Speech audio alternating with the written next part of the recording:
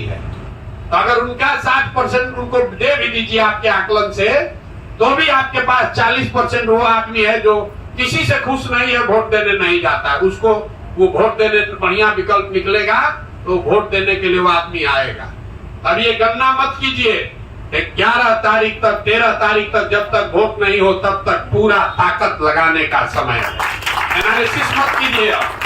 बहुत गणना हो रहा है भैया, कौन जीतेगा कौन हारेगा, अब उसको किनारे रखिए। युद्ध के मैदान में उतर गए तो गणना करने का जरूरत नहीं है। कल परसों कोई हमको एक वीडियो भेजा, कहता है देखिए लाइव सिटी में ज्ञानेश्वर कहें कि प्रशांत किशोर फंस गए हैं। तो भैया सब चुनाव जब आप लड़ते हैं तो उसमें फंसिए जाते हैं। लोगों ने हमको कहा बंगाल में फंस गए, हम ना निकल पाएंगे। ऐसा बीजेपी को उलाटे कि आज तक अभी सह नहीं मिल रहा है कि कहां जा रही है। आप घबराइए नहीं, चुनाव 10 दिन में पलटेगा और अभी पलटेगा, आपकी ताकत से पलटेगा। खाली मानसिकता से निकलिए कि अब आप प्रचारक हैं, 2 बरस प्रचारक थे, अब आपको चुनाव लड़ने का वाहक बनना है। जो भी अब लोगों को जाकर उनको झकझोरना है कि अगर अब की हाली दिए वोट, जो आदमी नीतीश कुमार को 5 वर्ष से गरिया रहा है वही सुनील पांडे को वोट देगा, तो गांव में जाकर पूछिए कि नीतीश कुमार तुम रहेगा कि नहीं, इसके लिए वोट दोगे। तब सर्वे में रुपया लगेगा, जमीन जब कटेगा तो फिर रोना मत आके। अभी जब जमीन में सर्वे हो रहा था ना, हम लोग हल्ला मचाए तो रुका, तो कह रहा है भाई भाई में झगड़ा लग रहा है, कुल जमीन चला जाएगा।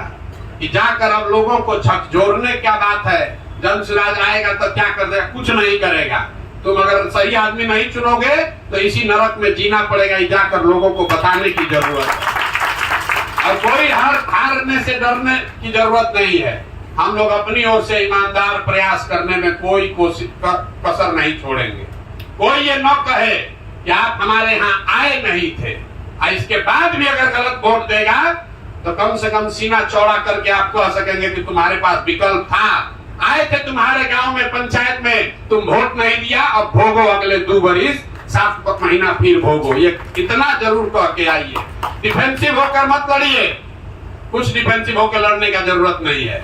हम लोग का कोई परीक्षा नहीं है, हम लोग का परीक्षा नहीं है।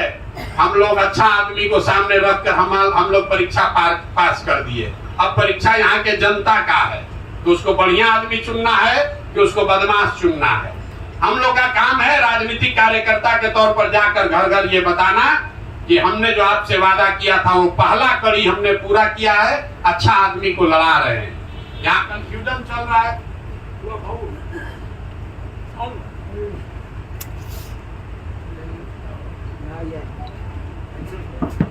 हेलो, क्या हुआ? यहाँ कंफ्यूजन चल रहा है जनरल साहब के कैंडिडेचर पर। आज हमने प्रेस में बताया है, हम लोग को कोई झूठ बोलने की जरूरत नहीं है। जनरल साहब यहाँ के करत के निवासी हैं, ये कोई झूठ बात नहीं है। यहाँ तरारी के सबसे माननीय ऐसे बेटा हैं जो यहाँ से बिहार के से एक बहुत बड़े पद पर पहुंचे हैं। हम लोग का ऐसा मानना है कि ये बिहार का गौरव इन्होंने बढ़ाया है। 70-72 साल की उम्र में अपना सुख सुविधा छोड़कर यहाँ आपके लिए लड़ने आए हैं। उनको विधायक बनने से नया कुछ नहीं मिलेगा, इससे ज्यादा उनको पहले से मिल रहा है। इसके बाद भी अगर